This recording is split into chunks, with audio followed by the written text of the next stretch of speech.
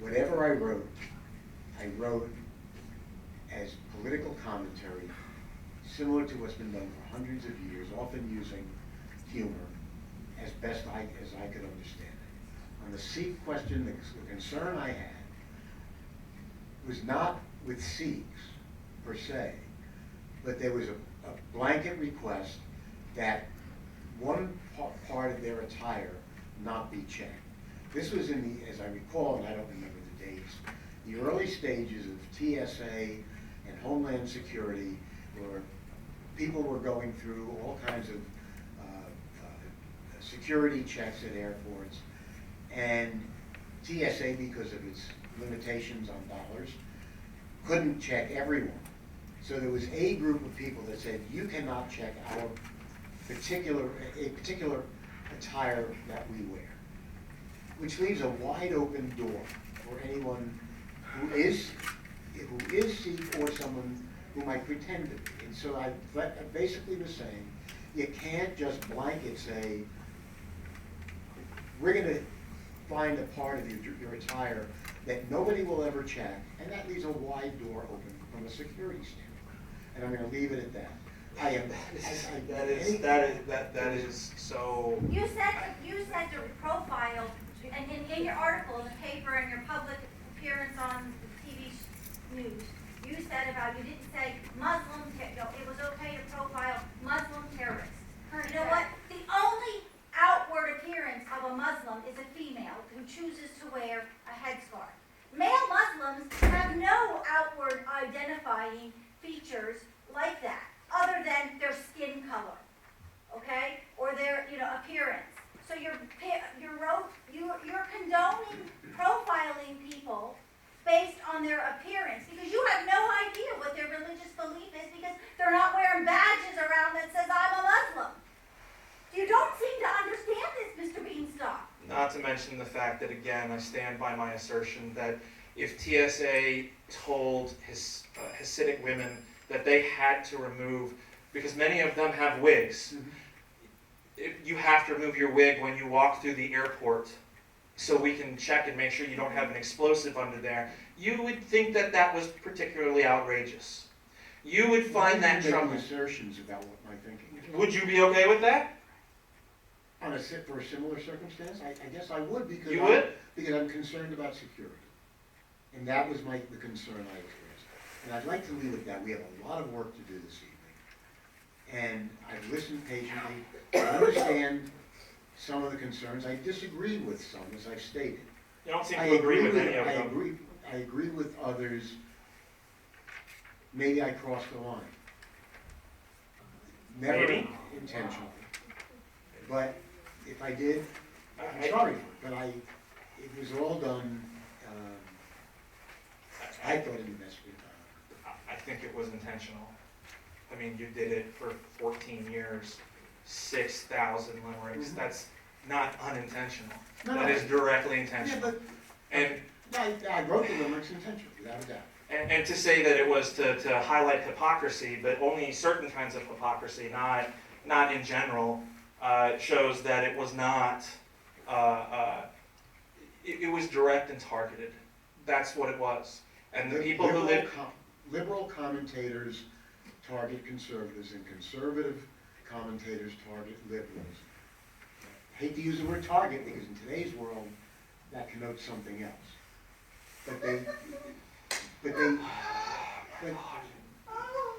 When you're in a hole, stop digging. This is what everybody stop there. You're not a political commentator. You're a township commissioner. Exactly.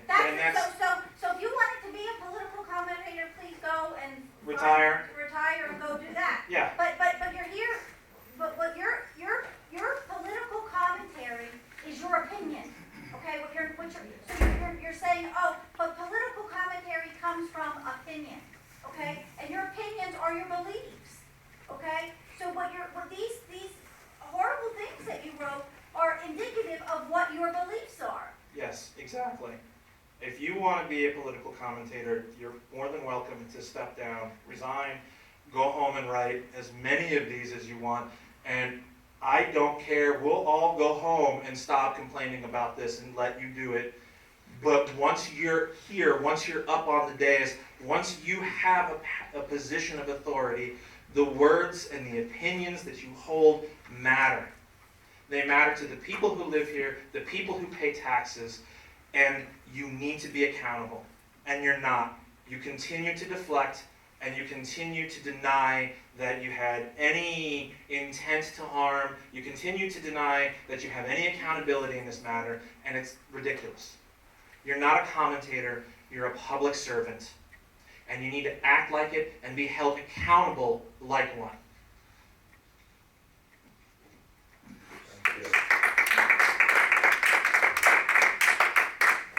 Sir, your name and address, if you don't mind. Maurice Reeves and 3805 Bellows Drive. Thank you.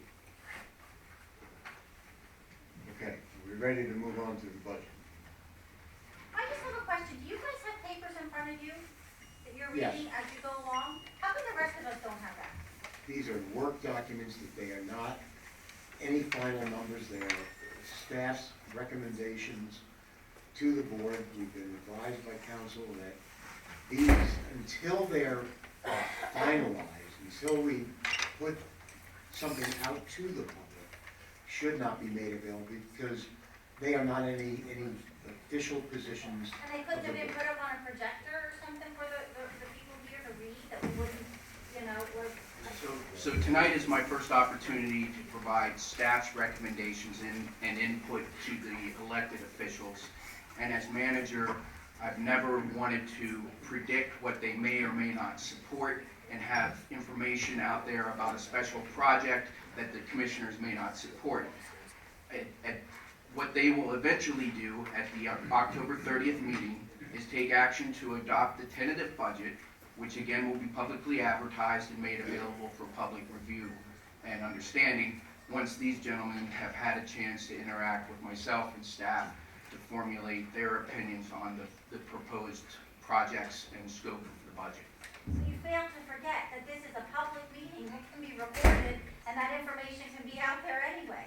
So to make it convenient for the people sitting here trying to learn about their community, you know, so we don't get condescended to, that we don't know enough, then, you know, it's the communication issue again. It's a communication issue again. It's the treatment of we don't count. That's not my intention. There is obviously public participation, and that's why the audience is here. The meeting was advertised. Again, this is my opportunity to have a discussion with the board about staff's recommendations. I did not want to predict what ultimately they may support in the way of those But you're recommendations. gonna do it right here publicly, so to give us something in writing to follow along, or, you know, like more than, you know, I understand your point. that's ridiculous. Okay. Like bullet points or something, it didn't have to be, you know, and the thing is, it's not your job, Mr. Metz, to protect them.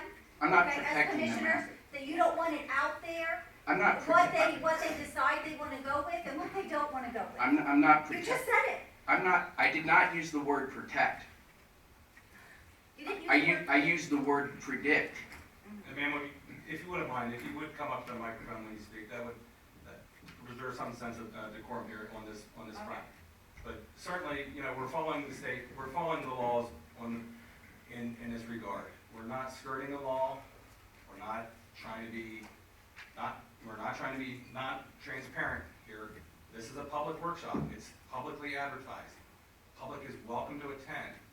The issue here tonight is the main issue is to talk about a potential budget here. And so this is the early stages of it. This is the first chance that Manager Metz has said that he has an opportunity to present this to us. So, you know, we have not had any discussion on this front. And the public, at the next meeting, the public will have an opportunity to weigh in on the budget. And then at the following meeting, we would adopt it. And so it's not a done deal yet. This is the first stage of a process that Manager Metz has been working on with staff since, September. and the finance director as well on that front, so. So when will the agenda for next week's meeting, including the draft budget, be online available? So again, and I'm trying to make this crystal clear, the agenda for the next Board of Commissioners meeting will be posted on Friday afternoon, as it traditionally is. And at that point, per the First Class Township Code, the commissioners will consider action to adopt the tentative budget. The tentative budget then becomes available for public review and comment, and is advertised for public review and comment for a minimum of 20 days, and then eventually adopted at a future meeting of the Board of Commissioners. So I have no intentions of posting what I'm discussing with the board this evening, but the tentative budget will be made available for public consumption once that's approved by the Board of Commissioners during the October 30th meeting. I just want to make that clear. There's a formal process that involves regulations involving the First Class Township Code. And I'm not trying to be argumentative with you. I can tell you're passionate about some of your concerns, but I do want to say that myself and my staff do not involve ourselves in political supports of any elected officials.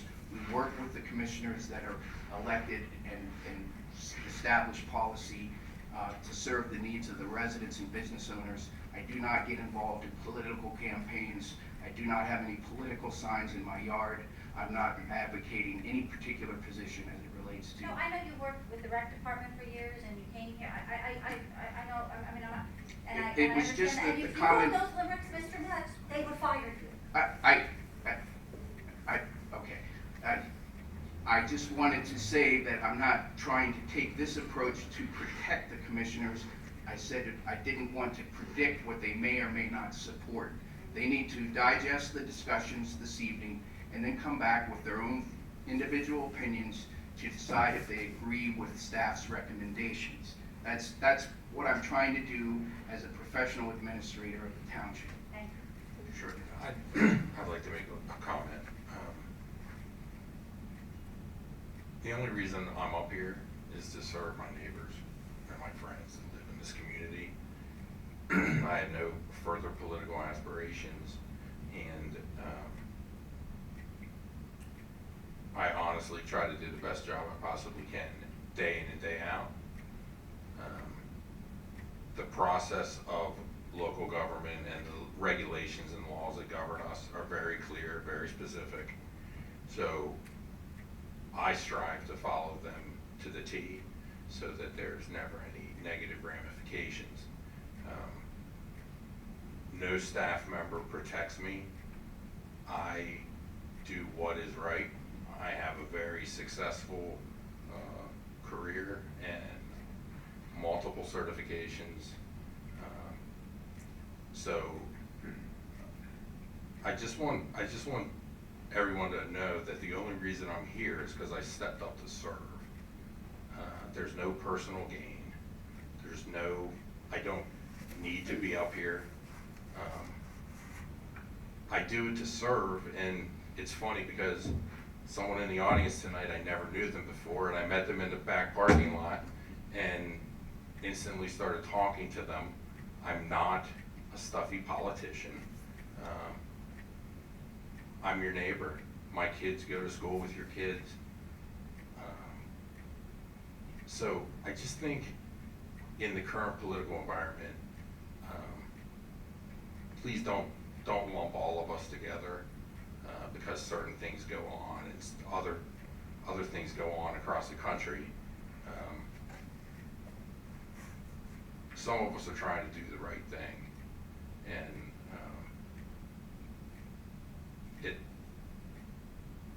when attacked unfairly, it really causes someone to self-examine and wonder why they do this. Because I much rather would have been at home with my kids tonight and home with my kids tomorrow night because we have another meeting, and next Wednesday when we have another meeting.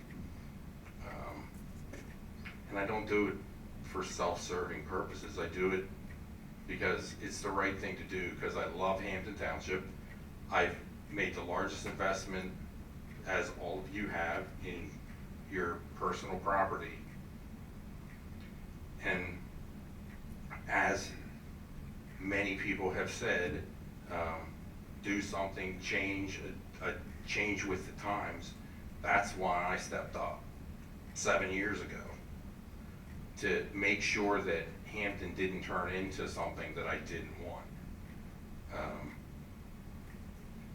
I own land on the mountain in forest conservation.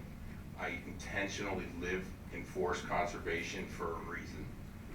So let's just set politics aside and realize that some of us are here to serve. These guys are too, and there's not a hidden agenda or a negative intent every time we make a motion or do something. We really are trying to do the best we can. So thanks for listening to me, but it's kind of disheartening because you step up to serve and you're sitting at this table that people basically profile the way others don't want to be profiled. So let's just be fair and objective. We're not all politicians up here. So thank you. This guy over here, John Gasmich, I have to hold his hand a few times because of what he just said. You know, sometimes it is hard to have people, because we're willing to serve, cast aspersions. It really makes it tough. Because like he said, you know, there's other things that we could do. I'm the same way. I've been trying to be a good Hampden Township resident and try to do the things over the years to make it a better community. We learn the rules of the game. And I understand that people don't know them. They shouldn't have to. They say, well, why did you approve a plan that you didn't like? When the lawyer says you gotta approve the plan, what's your alternative? If you don't approve the plan when you don't like it, if it's required, they can sue you. The township can lose untold amounts of money by fines after court cases and so on and so forth. Somebody said that there was another township around here that didn't approve a plan. They spent years in court, legal fees, and then they had to settle for over $900,000. That was Silver Spring Township. Silver Spring Township. I wasn't gonna say. But anyhow, over $900,000. That's taxpayers' money that's wasted. And if the lawyer says you can't win, you have to approve the darn plan.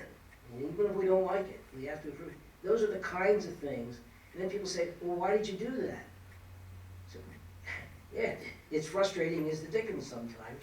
But like John said, we learn the rules of the game. And when we have those groups that get together, the comprehensive plan, and we put together, we bring in, unlike anybody else around here, we bring in anybody that wants to serve. We form a committee that could have 50, 100 people on it. We don't care. And we notify those people every time there's a meeting, everybody that volunteers, so that they fill up this room and they can be there and they can walk through it. And everybody pro-development and anti-development, everybody gets a chance to say this is what I believe. So sometimes there are people that don't agree with it, sometimes, and when they're done, when everybody's done, they have learned the rules, because we always have somebody there to help lead the group that's a professional, so they understand, well, there's things that you have to do. For instance, you can't have a moratorium in Pennsylvania. I know my friend John Smith would love to have a moratorium relative to the schools, and he wants to change Pennsylvania law to get that done. But we can't have a moratorium in Pennsylvania, right, John? Not available. Well, yeah, we'll see if even the governor will go along with that, try to get, but anyhow, we really do try. Just an exclamation point between my friends on the board. They really do try. There's a big effort for us to get it right every time we have an issue. And sometimes, I have to tell you, it's awfully frustrating because a lot of people don't know the rules and they think we can do whatever the heck we please just because people came, when we had the bank building on the Carlisle Pike, people came in from Point Ridge and they said, well, we don't want the bank building there, just turn it down. Well, this was a zoning change. And other people came in and said, well, that would be a better thing than what's there now. And so there was a back and forth. We worked with the people that lived in Point Ridge and down in Stone Spring Lane and the back in the church. to work it out so that everybody, by the time we were done, everybody said, okay, this is a good deal.